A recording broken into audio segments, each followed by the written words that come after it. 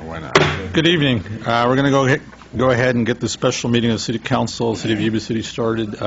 First up is roll call. Terrell? Mayor Gill? Here. Vice Mayor Dukes? Here. Councilmember Buckland? Here. Councilmember Mon? Here. Councilmember Starkey? Here. Great. Item number 1 is CalPERS presentation, and this is informational presentation from California Public Employees Retirement System CalPERS Agency. Adley. Hey. Good evening, Mayor and Council members. Good to see you this evening. I'm doing the introduction for our 2 pension actuarials who are here from CalPERS. This is an informational meeting only. There is no policy being recommended at this time. So first I'd like to introduce Todd, who's sitting on the end here. He is the Associate Pension Actuary, and he will actually be doing the presentation. His backup is Kerry Worgan, and he is the Senior Pension Actuary. So without further ado, I'll bring Todd up here and we'll get started. Thank you.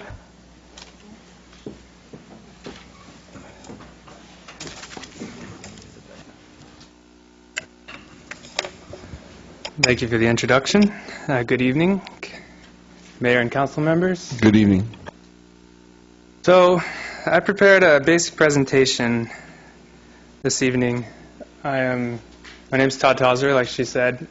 I'm an Associate Pension Actuary at CalPERS, and I'm responsible for maintaining and setting the rates for Yuba City's plan, which is why I'm here. And so this evening I want to go over 4 basic categories. The first is just an actuarial concept review, so we can familiarize ourselves with the basic concepts and what goes into setting CalPERS rates, the different components that go into it, just so we can discuss other things more clearly. The second is a new smoothing and amortization policy that we implemented last year. The board voted on it, and it's going to go into next year's valuation, the 2013 valuation that sets rates for 15-16. I'll discuss why it was important to make the new smoothing and amortization policy and what the impact should be on Yuba City's rates. The third category is Yuba City's pension profile. It's specifically what's going on with Yuba City, what their rates look like, what their funded status looks like compared to other agencies. And then finally, we'll look at some issues coming up down the pipeline that could affect Yuba City as well. So those are the 4 main topics.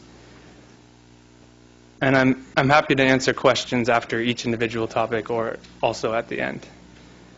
So starting out, the key actuarial concepts, I want to focus on 4 major ones. They're listed here: present value of benefits, accrued liability, plan assets, and normal cost.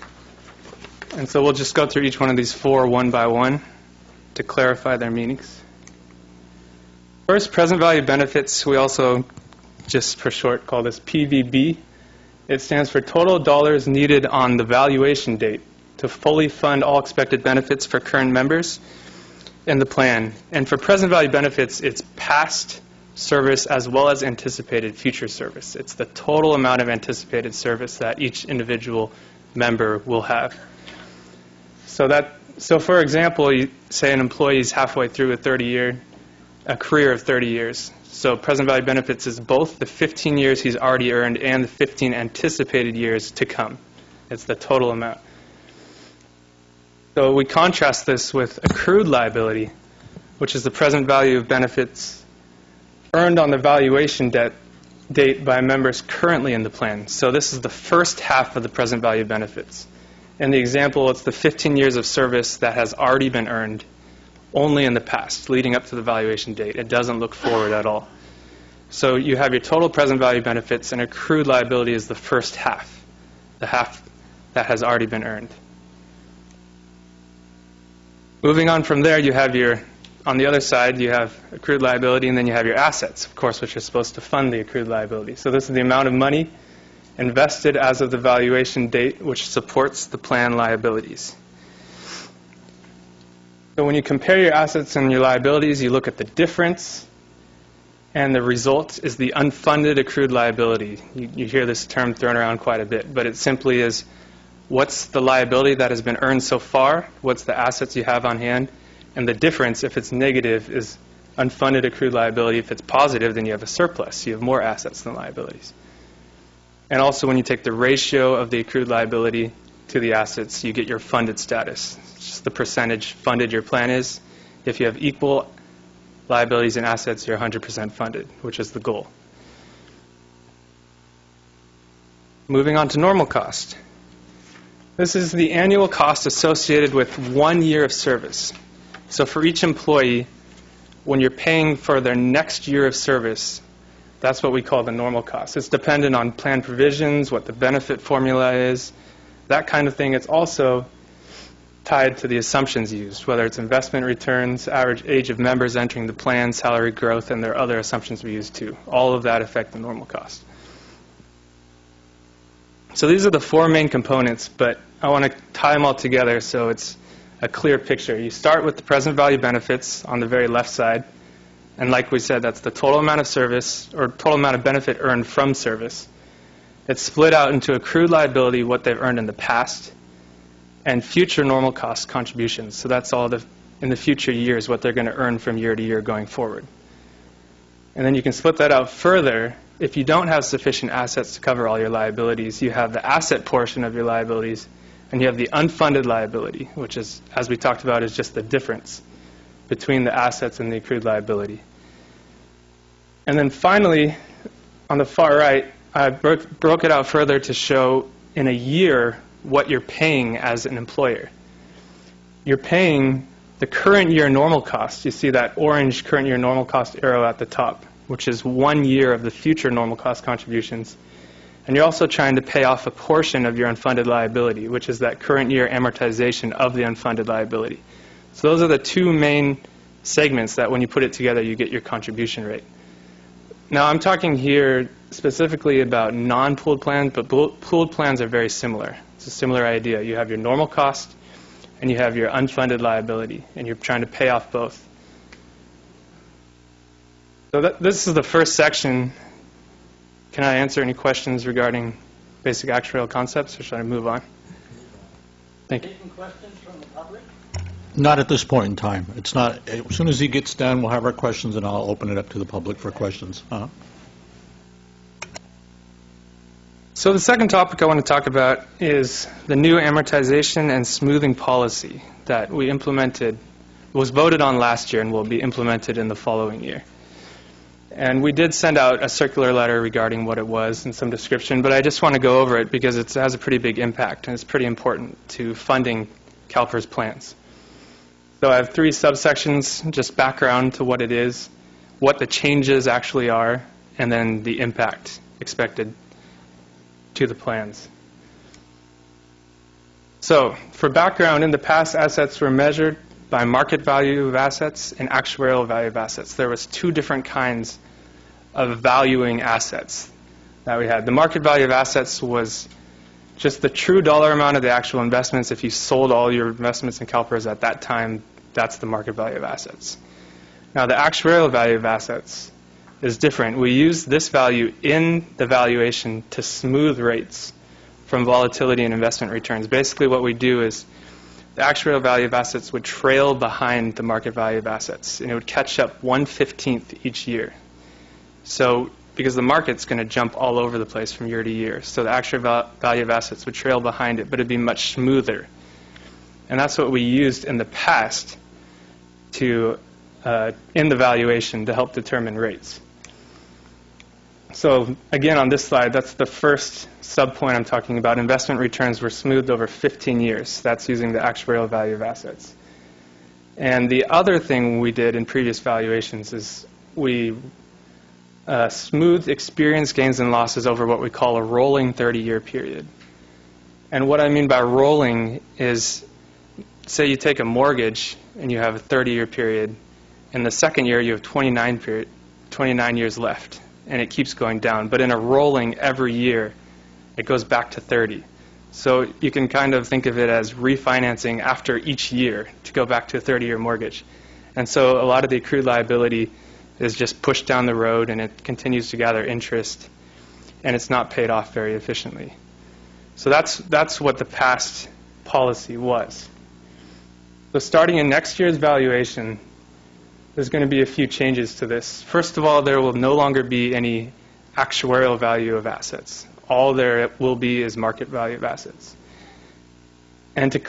And like I said before, if we just use market value of assets, it would be very volatile in the rates because of no smoothing. So instead, we're now implementing what we call direct rate smoothing, but it's only 5 years instead of 15. So it doesn't trail so far behind, and there'll only be one set of assets to keep things more clear. And the experience gains and losses that I talked about that were on a rolling 30-year basis are now a fixed or declining 30-year basis. So you're eventually going to pay it off within a 30-year time. There's no continually pushing it down the road. And the board voted that the impact of these new changes would be phased in over 5 years.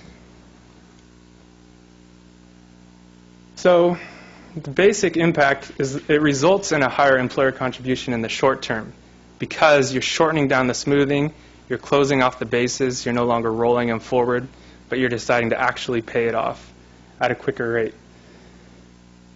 So that's the short term. But in the long term, the rates actually get lower because the unfunded liability actually gets paid off and is no longer there. So the goal is in the end you get back down just to paying the normal cost. We talked about there's two parts to your rate, your unfunded liability and your normal cost. But once you fully pay off that unfunded liability, you're just paying the normal cost, which is quite a bit lower than what we see right now in today's rates. So again, it's higher contributions in the short term, but ultimately it's lower contributions. And like I said, agencies now make significant progress towards being fully funded. And that was one of the goals of implementing this policy. And it also eliminates confusion between two sets of asset values. In the past, we've had some problems dealing with agencies and talking about actuarial value of assets and market value of assets and which one they should consider in their financial statements, et cetera. So it eliminates some possible confusion with that as well. So here I just want to demonstrate the result. This is a projection of Yuba City's miscellaneous employer contribution rate over the next 30 years. And the red is the current method that we've been doing in the past. The blue is the method that's going to go into implementation next year. You can see with the blue that over the next 5 years, it shoots upward. Because like I said, in the short term, it's going to go upward. And the point is to pay off the unfunded liability quicker. But then you see, once you get to that 30-year period, the unfunded liability has been paid down and rates go down and they stay low at the normal cost. Of course, this is all just projections. Things can happen in between. But the red in the old method, it continues to stay up there. And if you look past 30 years, we would expect it even to start trending upward because of the amount of interest from the unfunded liability. And I can show this another way. This is the unfunded liability associated. Again, red is the old method and blue is the new method. Over a 30-year period of time, you see the unfunded liability actually growing because of the power of interest and this rolling period of paying it off. And the blue method declines and goes to zero over 30 years, barring other changes. And it's important to note, I mean, one would ask, why would you ever have the red one? But this never became a clear issue until the 08-09 crisis recently, when all of a sudden a lot of plans had a large unfunded liability. When it was small and they were paying small amounts, it was okay. But as unfunded liabilities grew, and we saw this in the projections, it was clear that a change needed to be made. And so that's why we're moving to this new smoothing and amortization policy.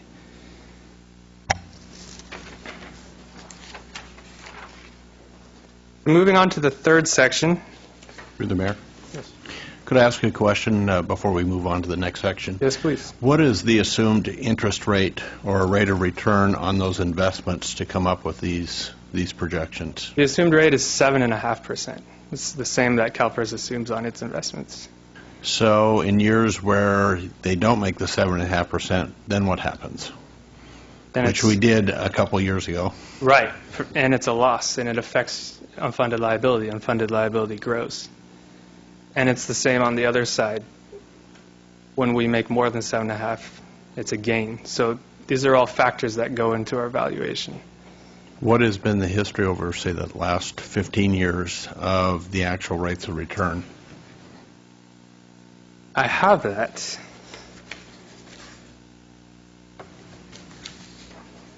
So I have here historical returns earned by CalPERS. 5 years out, which includes, the crisis, it's 3.8. 10 years out, it's 7.2. 20 years out, average, it's 7.7, and 30 years out, it's 9.5. All right, thank you. What was the last year? The 12-13 year? 12.7. Thank you, Carrie. Any other questions?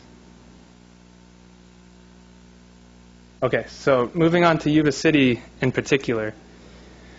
This is a slide that projects rates. It's the current year, then the next year that we've already done evaluation for, and then 5 years of projections. And the reason why I put all 5 years in is because this goes to the peak of what we just talked about in the new smoothing and amortization policy that they adopted. It goes up for 5 years, and then it levels off. And so this shows the extent of what we expect the payments to be under the new amortization period.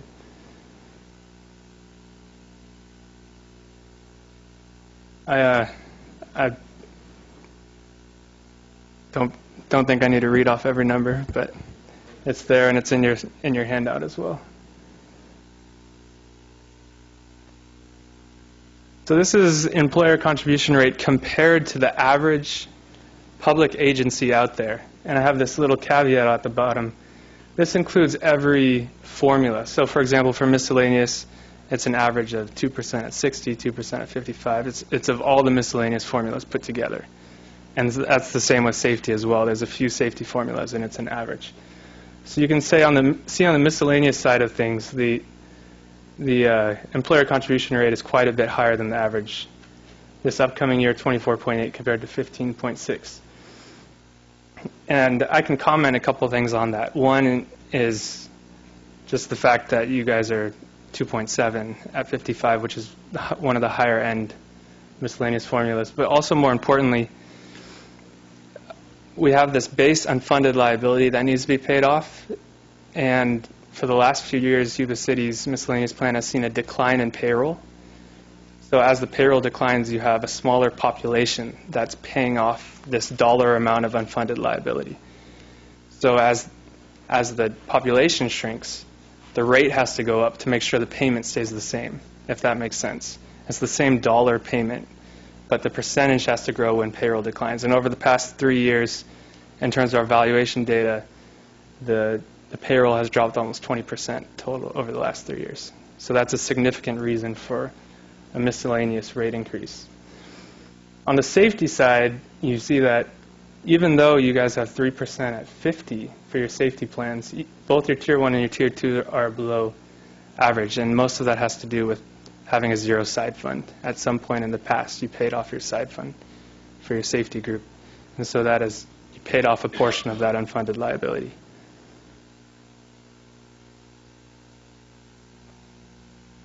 Moving forward, this is another comparison slide, and this is the funded status instead of contribution rate. And like you would expect, the miscellaneous is slightly below average in terms of funded status, which makes sense considering the rate is higher than average. It's trying to pay off a larger unfunded liability. But safety, on the other hand, is quite a bit higher funded than average, again because the side fund was paid off, which is a large portion of your unfunded liabilities for your pooled plan.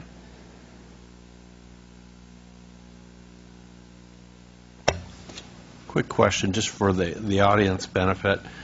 Going back to that slide, the difference percentage-wise, safety versus miscellaneous. I mean, is it of our budget? Is 85% of that safety and 25% or 15% in miscellaneous? What are the breakdowns there? I mean, it may be higher in the miscellaneous, but it might be a smaller portion of our overall budget.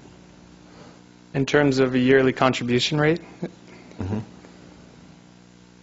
I mean, we can break it out into dollar amounts, but in terms of your city's budget, I wouldn't have any way of knowing exactly what portion of your city's budget it is.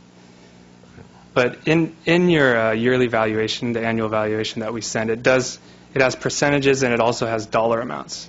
So in that valuation, you can look at the dollar amounts associated with your contribution and compare that to the rest of your budget. Does that answer your question? I think it does. I think, basically, I think public safety is a bigger share of our budget, so it stands to reason that a bigger share of this is going to be for that also. It means that the miscellaneous, which is higher unfunded, is actually a smaller portion of our budget, if that makes sense to what? It's entirely possible, yes.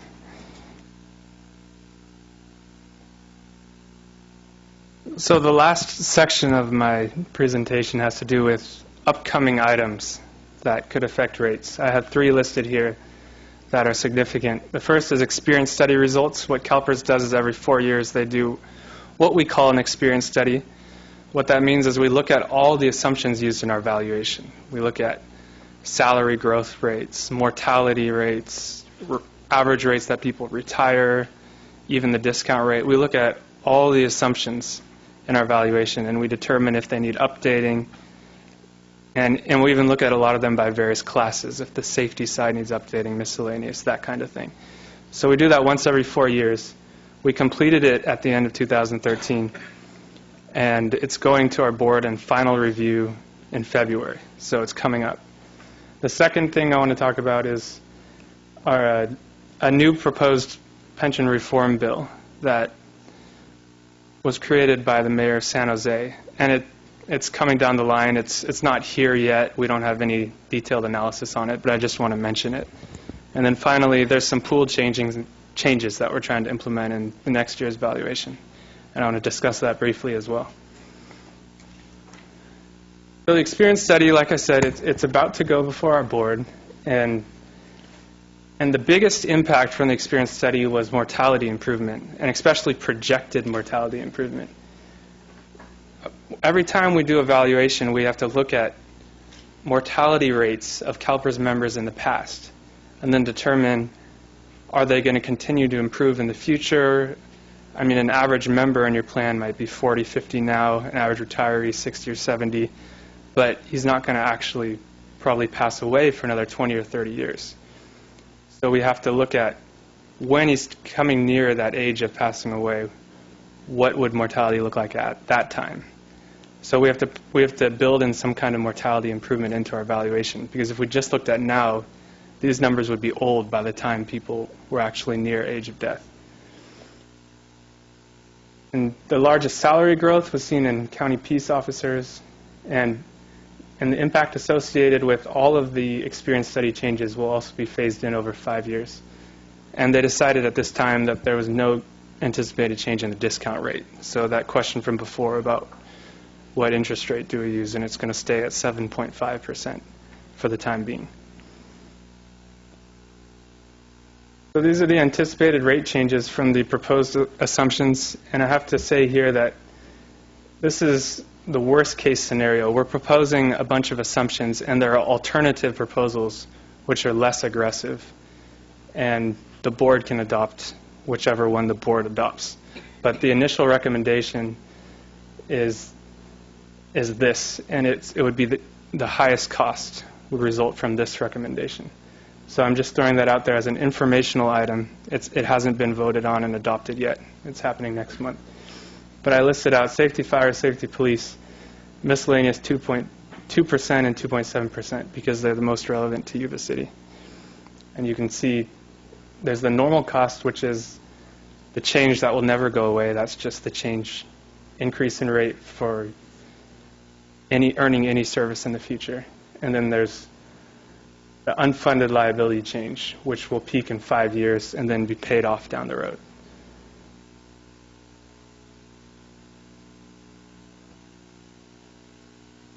Moving on to the pension reform bill, I just have one slide on this. Like I said, it's from the mayor of San Jose. The biggest change from the bill is that it would allow employers to negotiate and change future pension and health benefit accruals for current employees. So right now, current employees, once they're vested in that system. For example, when we had PEPRA, the old Classic members still got to keep their old Classic benefit formulas. But what this pension reform bill would do would be able to change future accruals for old members. of service. So that's quite a change to the plan. It's going to be voted on in November of this year, but we'll have no way of knowing what the impact would be until it gets closer and we can tell if it's actually a realistic possibility. So finally, upcoming pooling changes resulting from the PEPRA implementation. And again, I should say PEPRA is the Public Employees Pension Reform Act, just in case you hadn't heard of that. And that went into effect January 1st, 2013. And because of that, current pooled plans have a declining payroll. I mentioned before with Yuba City's miscellaneous plan that the payroll had declined over the last few years, and that caused a larger percentage payment towards the unfunded liability because you had a smaller population to pay it off. And with PEPRA, that's true of all plans because all these old plans are closed off, and all the new members are going into PEPRA plans. So those old plans, you're not really going to have new entrants, but you're going to have retirees. So over time, they're going to shrink and get smaller and smaller. And the problem with that is there's this unfunded liability associated with those old plans. And as the plans shrink, like we talked about, the rate would jump up just because with the same dollar amount, you have to pay off that unfunded liability. So I tried to just create a simple example here at the bottom to make the point clear. On the left side is the expected payroll growth without PEPRA or without plans being closed off. You have an expected payment, which grows by 3% a year, and expected payroll, which grows at the same rate. So the rate stays the same. But if you go to the right side and you have a declining payroll, the payment is exactly the same in dollar amount terms. But with a smaller payroll, when you divide the two together, you get a higher rate. And that would just grow year after year as payrolls decline. So in order to address those changes, the plan in the actuarial office is to join all the pools together. So all the miscellaneous categories would go into one pool, and that includes Classic, that includes PEPRA, all the miscellaneous pooled formulas would go into one pool, and all the safety pooled formulas would go into one pool. And that way, you wouldn't have a declining payroll base because all the PEPRA members would be coming into the same pool as all the older retirees would be leaving. So your payroll would be stable.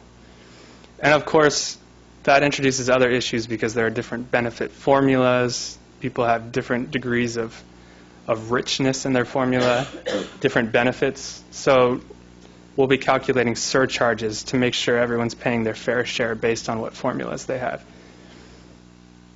And a second step in this process is we're looking at allocating each pool's unfunded accrued liability on a plan-specific basis. So for pooled plans, usually there's two portions to an unfunded liability. On the non-pooled side, there's just one portion, and it's called your unfunded liability. On the pooled portion, there's the pool's unfunded liability, and then there's a plan-specific side fund. And in the past, a plan has been able to pay off their side fund, but their portion of the pool's unfunded accrued liability, they haven't been able to pay off. They've just had to integrate it into their rates and pay it off year after year in the rates. So here we're looking at making it a possibility for a plan to pay off their share of the pool's unfunded liability so it's gone, it's out of their rates, and they never have to deal with it again. And it's just a more useful change. It's not going to force anyone to do it, but they can do it if they want to. And both of these pooling changes that I'm talking about here are going before the board, either in March or in April. So they're both pending approval. And that concludes my presentation. I'd be happy to take questions. Questions from council members at this point in time? And reserve until later on. Okay, thank you. We're going to go ahead and open at this point in time to the public. I do have two speaker cards. We've got Philip Trainer.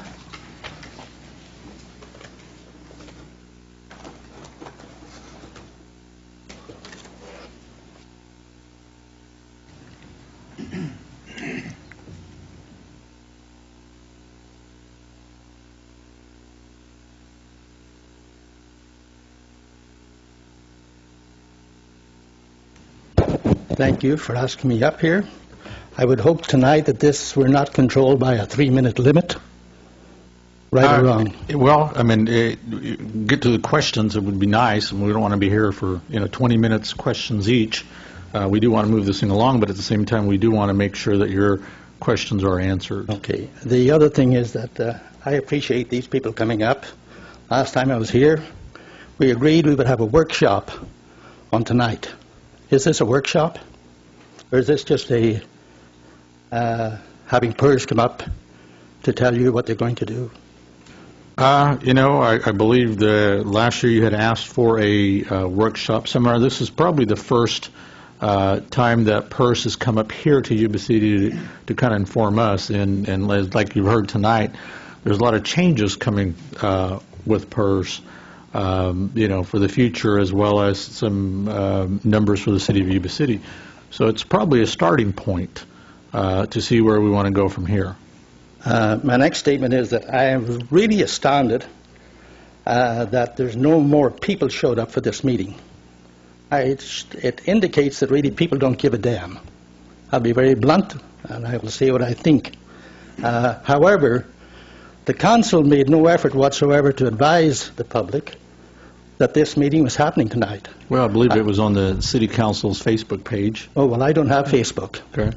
I bet 80% of the people here don't have Facebook. Okay. Here's some of the statements that I would like to make. I've done a little bit of homework, and I would hope this is the beginning of something similar to what we had in this city with the Hillcrest water issue, to where the public will have an input into what's going to happen in their city. The city should not be ruled by a group like you. It should be ruled by the public. I'm not being socialistic by any means. I think that the public have to stand up and decide, this is what we have and this is what we can do. Well, just to answer that, I believe the city council is elected by the citizens of Yuba City. So I believe we do, I think all of us do represent the citizens of this fine community. Okay, I will give you some statements, and I think I would love to have somebody say, Phil, prove what you say. I've looked at this based on an employee going to work at the city, starting at $10 an hour, working for 30 years. I've looked at the numbers that the PERS have brought up, saying that, okay, you're getting a 3% pay raise every year. I've looked at the system saying that every 5 years he'll get a step increase of 5%. On a 30-year person on the job, coming in at 10, just a minute, let me go back. I'm on the safety. I want to go back to the miscellaneous. Excuse me again. Coming in at $10 an hour, 30 years on the job, the projected PERS number that you've come up with for this year is 20.79%. Here's what happens. His starting pension after 30 years will be $53,206 a year, first year. All the money that he's paid in, the 20.79, plus the money that PERS makes at 7.5%, will all be expended in 9 years. At that rate, he's got 23 years. He retires at the age of 55. He's got 24 years to go. Where's the money? What amazes me is that nobody cared to do any math when they signed on with PERS. Nobody gave a damn. Everybody sat back and said, oh, wonderful, let's sign on. Go to the next step. Somebody on the job for 25 years. He starts a pension of $36,000. His first year is $36,000. The funds that are required after his pension is paid out, all the monies that we paid into PERS, we need another $1 million to pay his pension out. Where's all, we can speak about this unfunded liability. There is no such thing as an unfunded liability. It's money that's owed by the city of Yuba City for pensions. Forget about using the word unfunded liability. This has gotten out of line, and I think this is why we have to have our workshop to decide what to do. PERS are going to change the smoothing system. What if you don't like the smoothing system? Do you have to go along with it? We're seeing all these other cities. There's a cry across this country saying that the pensions are going to break the country. And all you do is read about it in the paper and nobody cares. There's no reason for me to be up here because I'm not looking for a pension from the city or the county.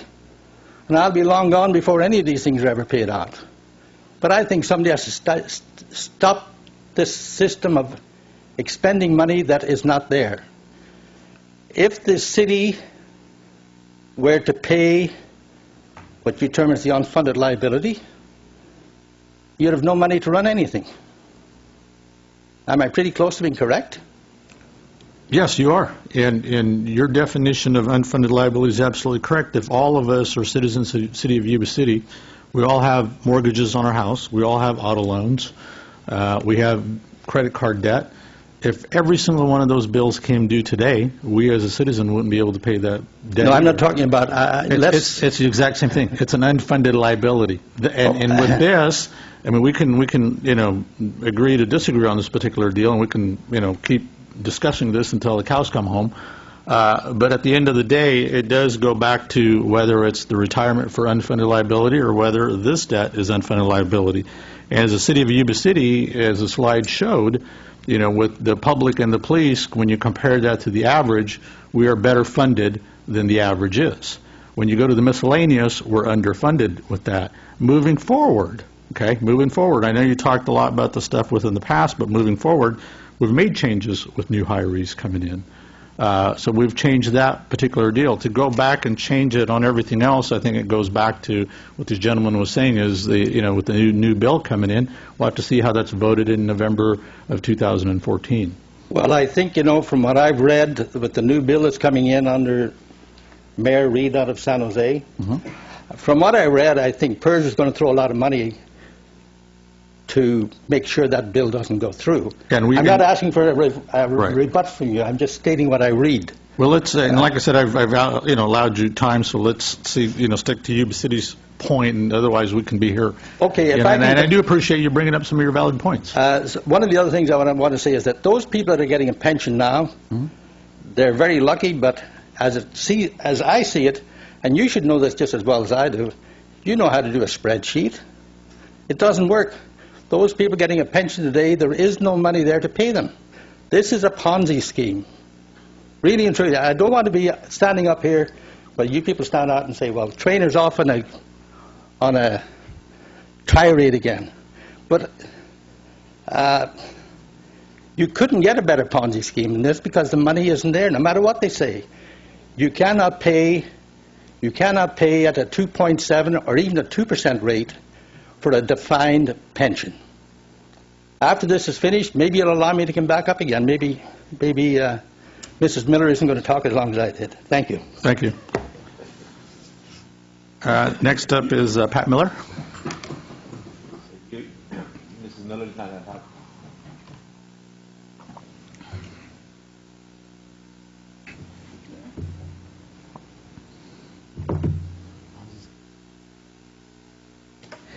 Thank you, gentlemen, for having CalPERS come up and inviting the public to come and participate.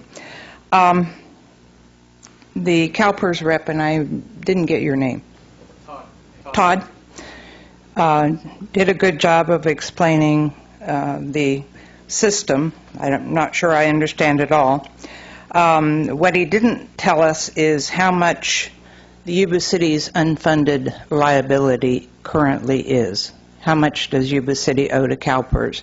And I know they also owe money, about $3 million on some pension obligation bonds. Say that right. So that's one question. And is that unfunded liability based on actuarial value or market value?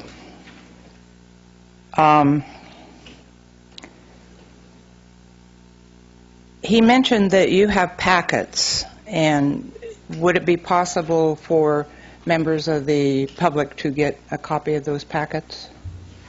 Yes. Okay.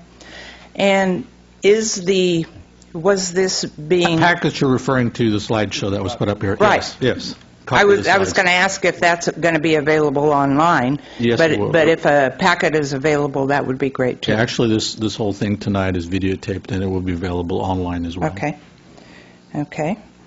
I also wanted to ask Todd what the state unfunded pension liability is. I'm sure you guys know that. And question is, does CalPERS support Chuck Reed's initiative? And does the City Council support that initiative? Okay, well, those are 6 questions. How do you know I had 6? Because you wrote on here 6 questions. No, she did. I told her. Okay. Those are the 6 questions, but I also have a comment.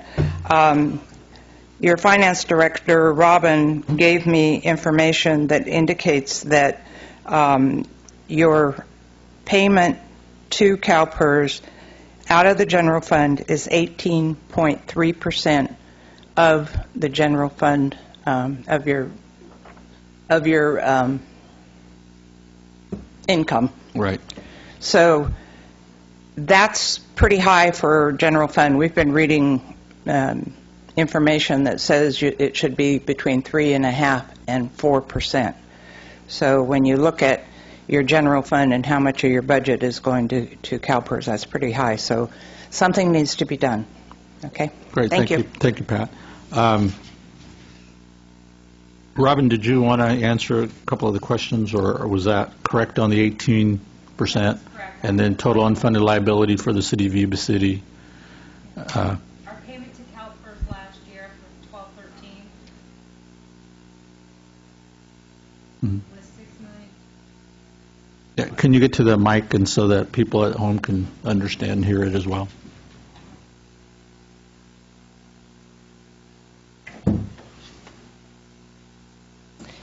Pat had emailed me inquiring as to how much of our general fund budget our payments to CalPERS are. So I looked at our fiscal year 12-13 and looked at just the general fund, not what we pay for retirement costs for our water and wastewater employees, just strictly the general fund. And that number, including our pension obligation bond payment, was $6,288,000. As a percentage of the city's overall budget, that does equate to 18.3%. And I can't speak to what other cities percentage-wise are, but I'd be really surprised if there's any city that has a general fund PERS cost of 3 to 4% of their general fund budget, just knowing how PERS costs have gone up over time and what the rates are per dollar of payroll. Right. As far as the city's unfunded liabilities overall, looking at the market value of assets, we were at about $44 million as of fiscal year 12-13. And then it increased to $55.3 million for the 13-14 actuarial report that we just received. In addition to that, there is an additional $3.1 million of pension obligation bond debt outstanding that we're still paying off. Thank you, Robin. You're welcome. You have a question? I do have a question for Robin.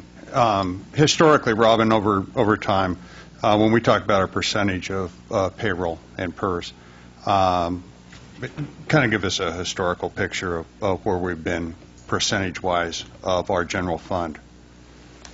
I would have to calculate that percentage over time, but I can tell you it has been increasing year over year as PERS costs go up significantly. It's become a much bigger portion of our budget. And in years where we were superfunded with CalPERS, that rate would have been low. Yes, it would have been. And then as the superfunding went away in, what, about 07, somewhere in there, 08, 09, that number would have jumped up significantly. Significantly, yes, you are correct. But the city of Yuba City for approximately 18 years was in a superfunded status? That was before my time, but yes. Okay. And so, I mean, the bottom line is, financially, times have caught up with practices of the past, and it's time to pay the piper, so to speak. Thank you, Robin. Rick, you had a question? If you can go to the podium and state your name and fill out the blue card to the podium.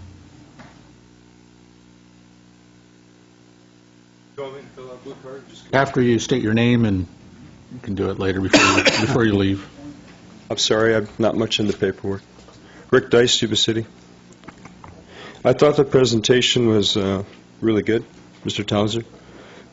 And I thought you were very honest about pointing out some of the challenges Yuba City has. Yuba City is being penalized in catching up with your unfunded liability because you've been good to reduce your payroll, which is what you needed to do. And when you pointed out that there was, you're kind of upside down. Last year, in your payments, you made 11% went to normal cost and 13% went to unfunded liability. So you're paying way more on the debt than you are on normal cost. That's a pretty scary place to be. One other thing I looked at, because you're getting less employees, you now have a ratio of 72 workers for every 100 retirees. And that's pretty scary. Yeah, I see something grimacing. That's pretty scary. This year it went to 85 workers per 100 retirees. But anytime you're over the 1.0 ratio, that's a pretty scary place to be. And again, it's because you guys did the right thing. But as I say, for every reaction, every action is a reaction. So you gentlemen are going to have to deal with that. Another thing I noticed was the benefit payments that you made in miscellaneous. You paid in $3 million, and $3.4 million went out in pension checks. So you were $400,000 short. So instead of being able to reduce your how many million in unfunded, you were actually adding on. And that's not where you want to be when you're trying to catch up with your plans. So, again, that's because of what you did, the good thing you did. One thing I wanted to ask Mr. Towser about was the accrued liabilities. I'm glad to see that PERS is getting away from the actuarial value, because I think it was nothing more than a way of kind of clouding the waters. I don't know if it was intentional, but it's good to see you going with market value. And market value, Yuba City is now 66% funded, which is where most plans are at this point, correct? And your safety is higher because you did take out pension obligation bonds, paid them down. Whether that was good or bad, I have not penciled that out. Hey, one other thing I just want to look at. I think the accrued liabilities have been underestimated by PERS over the last 10 years. My own personal feelings and the feelings of, I know, Phil Traynor and others, that PERS was giving us a low ball. And the accrued liabilities, according to the regular way of looking at them in Yuba City, is $188 million. But there's a new concept that was brought up, and there's a page in your report. Phil talked me into getting the report. $13 later, I don't mind, Phil. I have the report. But the hypothetical termination liability, which refers to what I think is the true liability, because I think it was 5 years ago, Pacific Grove, down by Monterey, withdrew from PERS. And when they did, they had to be given a much higher liability, because while you're in the plan, it doesn't really matter if the number's that close, because you have a contract with PERS, Yuba City, Sutter County. You have a contract and they know where we live. But if you choose to leave and your liability is a low ball, then you're going to get off with paying less than you should, and the people who are stuck in the plan or staying in the plan are going to pay your share. That's a pretty easy concept. So to find the real true liability, you have to you could terminate your plan, or you can have a resolution of intent to terminate your plan, and you'll find that on page 9. And I think it would be a good thing for Yuba City, for the counties to do. If you do that, you'll find that your accrued liability in Yuba City is going to go from $188 million at 66% funded. You'll go to $357 million accrued liability, and you'll be 38% funded. But you will also have a lower risk factor in your investments. I think if the market corrects now at the 7.5% expectation, it could be a bloodbath, as it was in 08. If you go with the new plan with the terminated value, it's going to be a 30-year, pardon me for reading, 30-year treasuries and other things, and the rate's not going to be 7.5, it's going to be 2.9. And I would like Mr. Towser if he could comment on that. It's a big decision for the city, but the question is, do you want to let the money in PERS is always on the table. If you play blackjack, you know, the trick is to know when to take it off the table. The same here. I think it's very scary to think that our money is still in play. If the market crashes now, Yuba City could be 20% funded, and Sutter County. and Yuba County. If you go to this much higher liability, you're going to pay for a lot longer time, but the monies will actually be there. But that's just my opinion. Thank you, gentlemen. Thank you, Rick. Noel?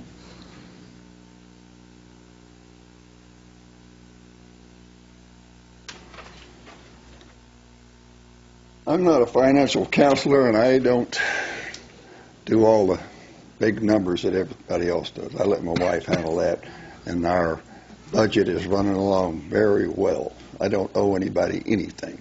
So what I'm saying here is whenever this change came along in this pension plan and went from 2 to 2.5 and then to 2.7, you threw a big monkey wrench in this pension plan and the whole state, and you screwed it all up. Now, I'm not talking just about you because you came in late, but you did come in the same thing. Now you've got a complete turmoil that it can't hardly be fixed. It's going to take a lot of time and a lot of patience to bring this thing back into kelter, like a ship running on a downhill slide. It'll stay there a long time as long as you've got a long slide to go on. But sooner or later you're going to get to the edge and it's going to fall off. And I think it's just people got greedy. The same way the market system got greedy when the new housing boom came along. And you can see where that got us.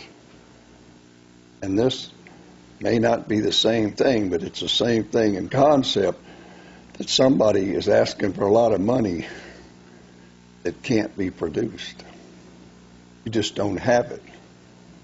That's what's breaking the cities. They don't have the revenue. We're not big enough to have a 50 million unfunded liability. And you can't tax us enough not to break us all to pay it, because we don't have it either. And I'm just trying to give you my view on this as to how it happened and where it's going to go. And it's going to be fairly bloody before it gets better smelling. Thank you, gentlemen. Thank you, Noel. I hope I have made some kind of sense out of this. You absolutely did. Comments from our council members? Anybody else? Nothing? I mean, I have a couple of questions to the mayor. And this goes back to CalPERS. At the beginning of the presentation, there was a question on the rate of return. And apparently there's a lot of mixed messages out there, because one of the rate of returns that I'm seeing for 2013, as reported by CalPERS, is 16.2%. That was the, that was a calendar year. 12.7. Okay. And no, that was the PERS rate. STRS did a little bit better than PERS apparently had done. Yes. Thanks. It's Kerry Worgan, CalPERS. The rates you're quoting, I think I saw 16.8 was calendar year. Okay. The recent calendar year. The fiscal year 12 to 13 was 12.7, and the current fiscal year to date, last I saw, was about 9% for the 13-14 year. Okay. That, I mean, as we look at kind of what the trends are and where things are going, obviously we're seeing an improvement within the PERS funds, and that's a helpful note to move forward. That's the only question I have at this point as I kind of digest some of this right now. Okay. Mr. Vice Mayor? Robin, I have a question. There were some numbers thrown out, the $188 million and the $357 million, and you gave us 44 and 55.3. Could you... Big difference, isn't there? Big difference, yes. So. Yeah, the $188 million number that was thrown out, that's the city's total liability in our most recent actuarial report. I netted from that the total value of our assets of just under $133 million. to give you the net unfunded liability of $55.3 million. Because we do have assets on hand that are currently valued to help fund those liabilities. So that was the net number. The other number, the 300 and some million, I believe that was in reference to the numbers in the actuarial report that talk about if we were to leave CalPERS, that's our buyout number. Right. Which we're not planning on doing anytime soon. Yeah, I haven't totaled that up, so I can't speak to that number. Probably not. All right.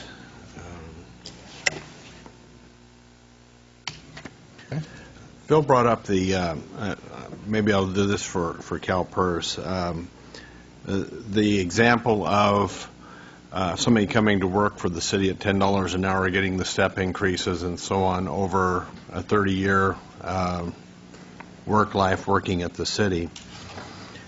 The current plan, they get paid on the last average of the last 3 years of their wages that they're earning when they retire. When the rates are calculated for our contribution, are those averaged over the 30-year, or are they figured based on just what that person earns? So if it starts out at $10 an hour and they end up at, let's say, $40 an hour when they retire, they didn't pay in at that $40 rate, but they're going to retire out at that $40 rate. So how is that factored in? Right. So we have to look at a lot of assumptions. It's actually a very complex valuation, but one of those assumptions is what we call salary scales. And those salary scales look at, say, an employee starts at age 20, and then age 25 he has 5 years of service, and it scales out throughout his entire working lifetime. And we look at the entire population and what kinds of salary increases that employee has gotten throughout his working lifetime, based on whether he's a miscellaneous worker, a safety worker, a fire, or police. We have lots of different scales that we look at. And based on the average employee at CalPERS, we use that in the valuation to project out how his salary will grow throughout the lifetime and what his salary will be when he retires. So we definitely look at all of that. All right. And then on the mortality tables, I don't remember exactly the number of years. Are they looking at adding like 2 years to the mortality tables? Is that what it was, or? No, what I was saying is we're projecting improvement, mortality improvement out further. So every year, I'm just going to throw out a couple numbers. Say 5 years ago, expected life expectancy was, say, 80. Mm-hmm. And then you look a couple years later, and maybe it's 80.5, and a couple years later, and it's 90. People are just improving and starting to live longer over time. So what that is we're looking out more into the future of trying to anticipate what their life expectancy will be like when they're actually nearing death. Because what matters is that we fund the system all the way until we're no longer paying out the benefit, until they pass away. So because we're building more projection of mortality improvement into the valuation, that's what's causing the life expectancy, the projected life expectancy, to grow. This is the first time that CalPERS has taken a look at the mortality tables and have made adjustments for it, is that correct? We look at mortality experience every 4 years with our experience study. What I was saying was new to this experience study was how far we're projecting improvement. In the past, the projection had been over a smaller time period.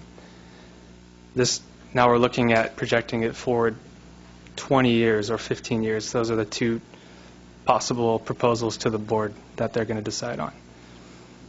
Which is good, because I'm in the financial industry, and it used to be that you planned 10 to 15 years beyond retirement, and that was, if you had a nest egg set aside for that, that was good. But the reality is people are living 30 and 40 years beyond retirement today, and that's a real problem, because if you don't set aside enough, and that's basically where we're at with CalPERS, is that the money hasn't been set aside for the longer life expectancy. So it's good that they're looking farther down the road, because that's not something that has been factored in, I believe, in the past as much.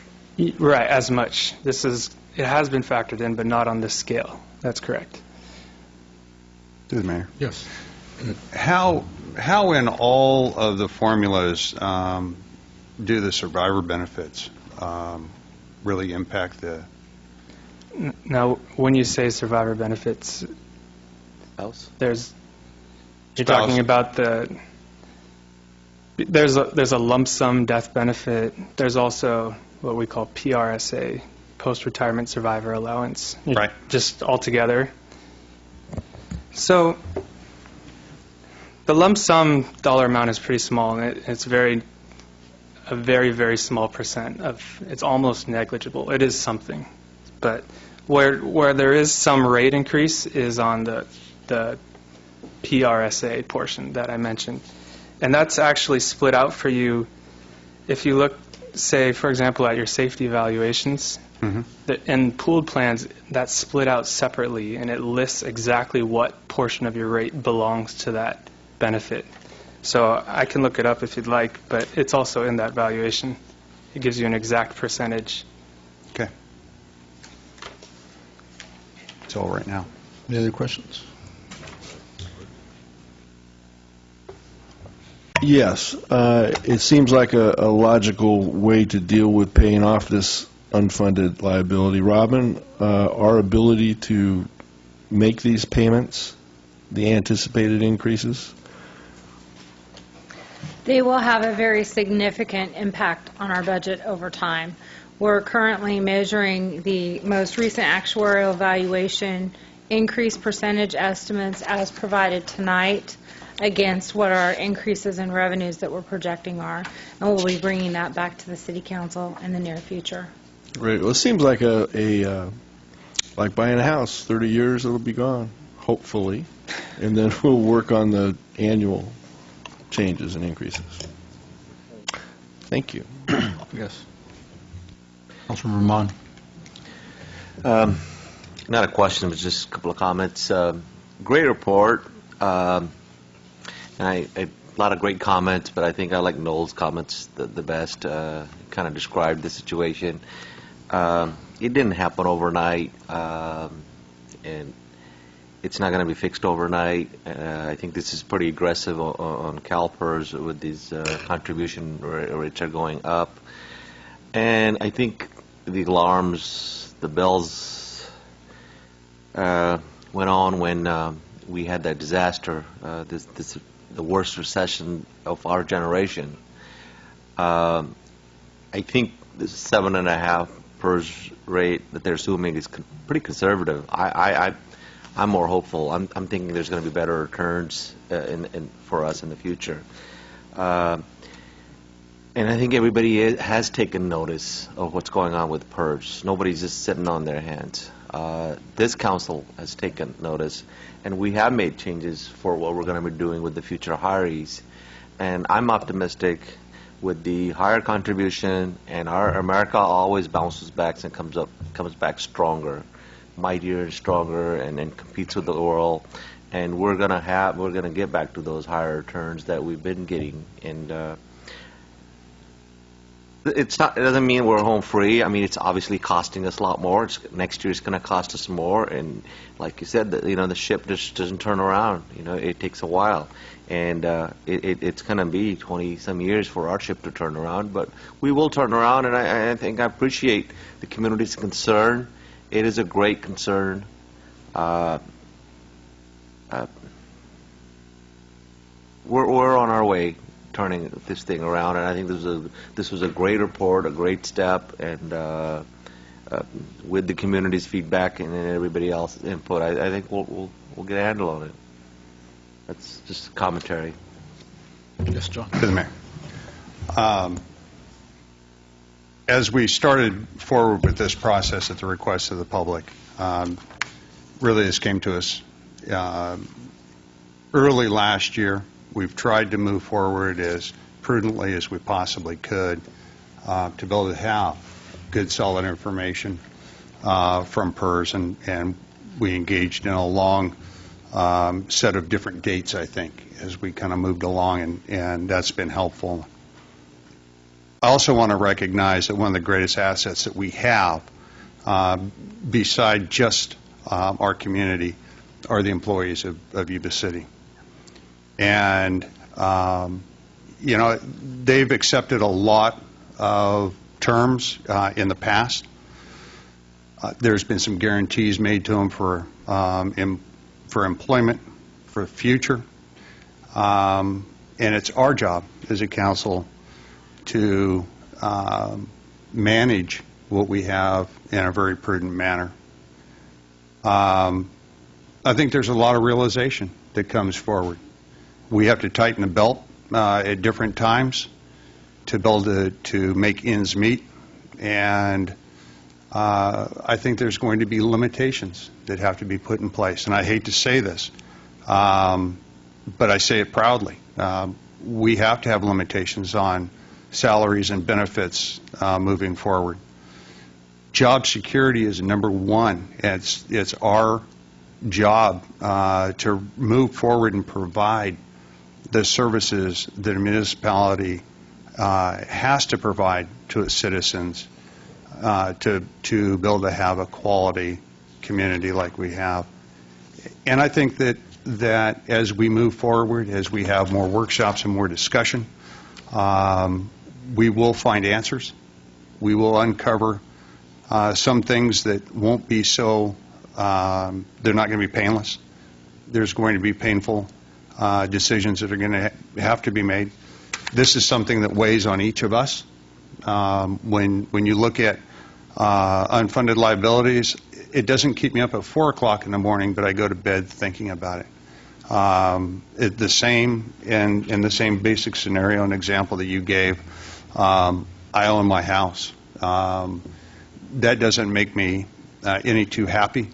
Anytime that I have anything that is unfunded, it's a little harder. And Noel, I wish I was, where's Noel at? Did he leave? He's right there. Oh, here he is. I wish I was in your shape to have everything paid for and kind of moving forward. And you're right. Yeah, absolutely. And you're absolutely right that this shouldn't rest solely on the shoulders of the taxpayers. Taxpayers do pay the bill, but we need to do it in a prudent manner. Thank you. Great report. I think this was the first presentation from CalPERS since I've been here. It's definitely a first starting one, and I know it opens up a lot more questions. It answers some questions.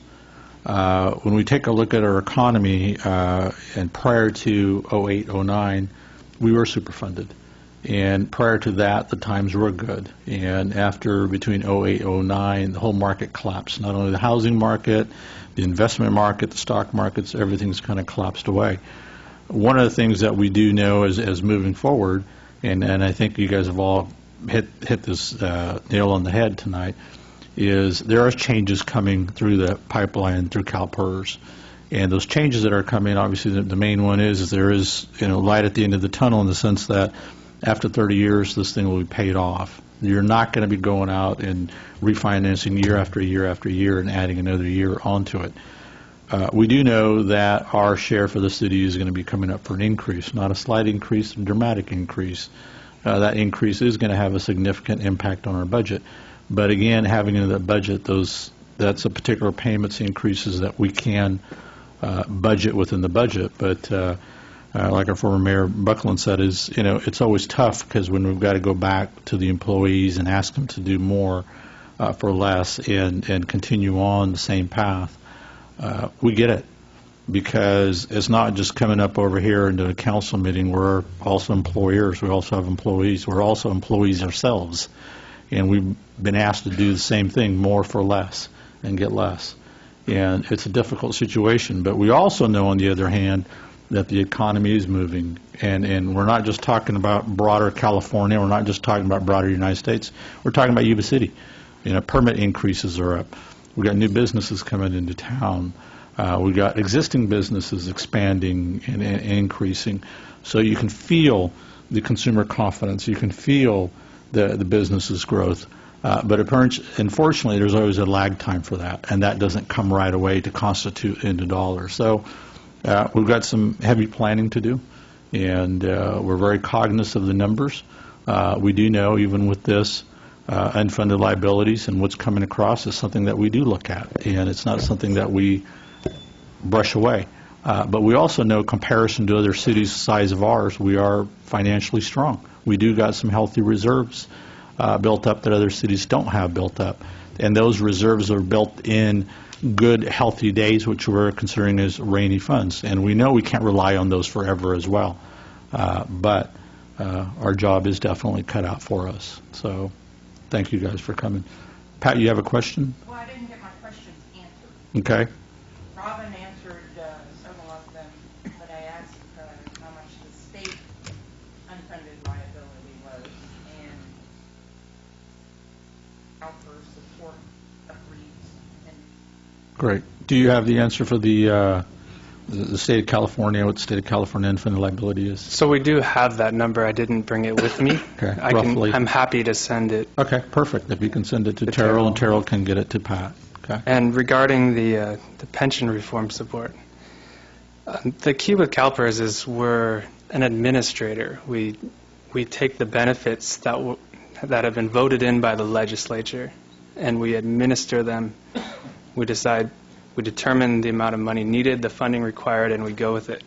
We're not out there voting on this bill or that bill or supporting it. And it was true with PEPRA as well. When PEPRA was rolled in, we were asked to provide, the cost savings amounts, and we did a bunch of analysis and provided cost saving amounts that we projected if PEPRA went into effect. And in the end, I want to say based on that, but based on a lot of things, they did implement PEPRA. So it's not that we were against or for PEPRA. We're just there to administer the benefit. Great. Okay. I guess we could. Not at this time. We're still finishing up Pat's question. So. Yes, absolutely. I was going to say, to answer Pat's question on our position, I guess that's individual, how we all feel.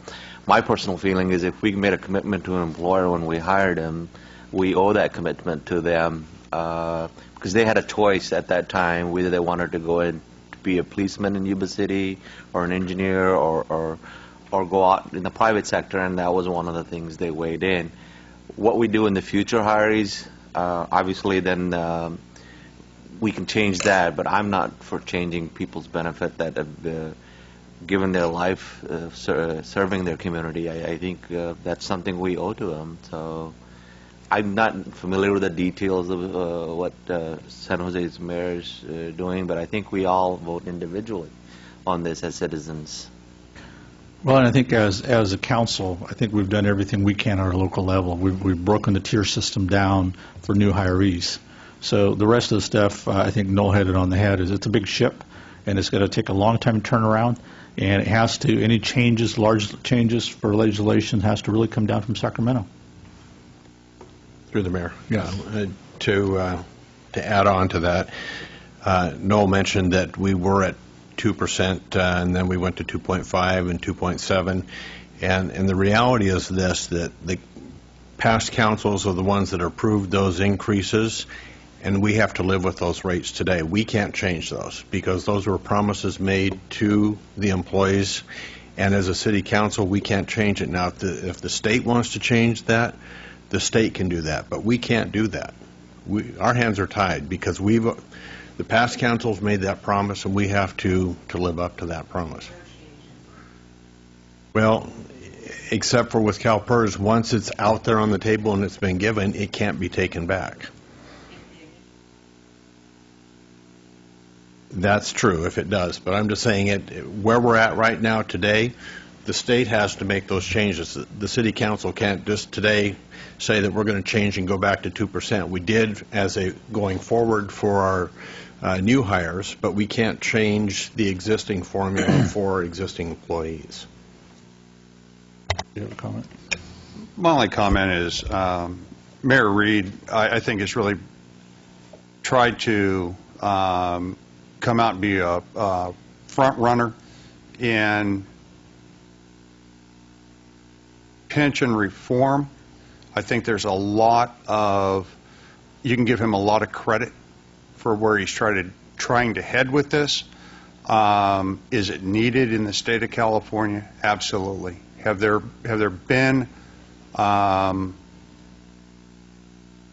cities, jurisdictions that have, or individuals have taken advantage of CalPERS, that's happened, and some of those loopholes need to get closed up and have to be dealt with. And I'm not so sure that Mayor Reed has the direction of the courts with him on a legislative move, but we'll see where it comes out. And I think that there's a lot of opportunity to really look and kind of redefine what defined benefit pensions look like in the future.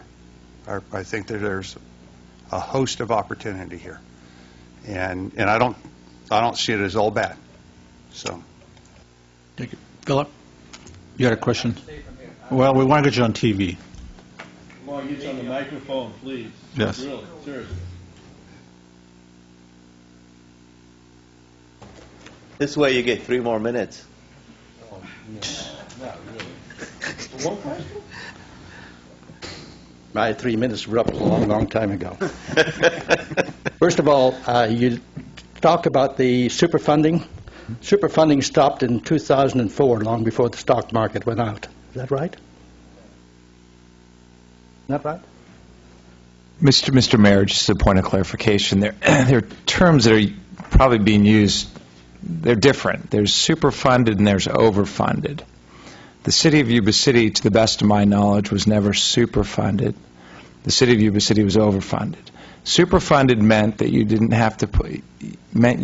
have to put another dime in, and the money that you had, the assets on hand, would pay everything into the future. Overfunded was a position where it was a lesser degree. You still had to put funding in on an ongoing basis, but you had your overfunding. When the city made certain decisions early on, we were in a position where we were overfunded. We're not overfunded. I think it's stated, somewhere in the 2008, everything shifted, became a new world. Decisions that were made were rethought, that were not great decisions in hindsight, but they are what we have today. Okay, I only want to make this statement, then I want to make a statement to CalPERS. First of all, I came before the council and the county in 2004 when all of these new numbers went in, and it was all out in front of everybody. It wouldn't work. I was called ignorant, stupid, whatever else you wanted to call me. I keep coming back. Nothing has changed. You have to come back down. You can't go paying 2% for the number of years, blah, blah, blah. The number that I come up with is, if you brought the pension number down to 1.47, you can make it work. The statement I want to make to CalPERS is that it would appear to me that the numbers that I run, if the city paid in 38% instead of 21%, I think that you could make it work. Thank you. Thank you. Any other questions from council members? No, I just want to stand corrected on superfunded and overfunded, but a sizable difference in really what the meaning is and what our obligation was at that time is still was properly stated. Okay. Well, great. Thank you, gentlemen, for being here tonight. And like I said, this will, I'm sure, will be the first of many as we move along and see what comes down the pike from CalPERS. So with that, meeting is adjourned.